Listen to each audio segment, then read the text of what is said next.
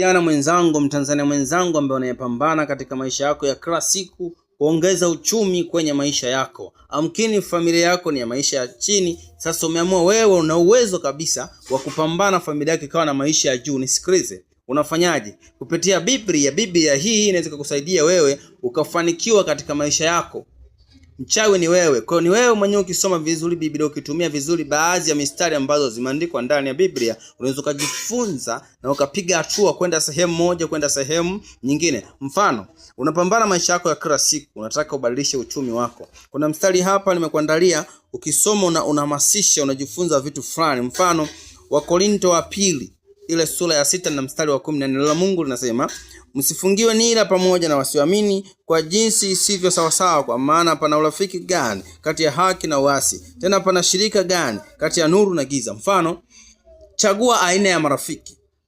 Angalia marafiki ambao ni wapambanaji, ambao ni wapiga kazi. Marafiki hao wanaweza kukusupport kukutafutia michongo za kazi. Marafiki hao wanaweza kukusupport kukopesha ambapo unapopungukiwa. Marafiki hao wanaweza kukusupport kukupa mawazo mbalimbali ya maisha. Marafiki hao wanaweza kukusupport kukupa idea mbalimbali za kuchanua katika uchumi. Usiwe na marafiki ambao ni wapenda anasa, wenyewe wanawaza tu starehe, wanawaza wanawake, wanawaza pombe na starehe za aina mbalimbali.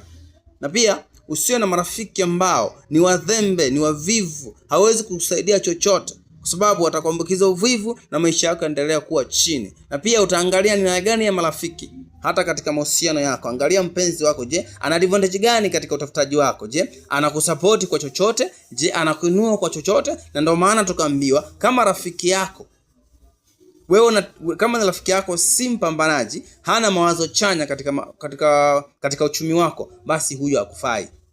Pia kuna mstari mwingine watukumbusha, ukiangalia Mithali sura ya 22 mstari wa 24, usifanye urafiki na mtu mwenye hasira nyingi, wala usiende na mtu wa ghadhabu nyingi.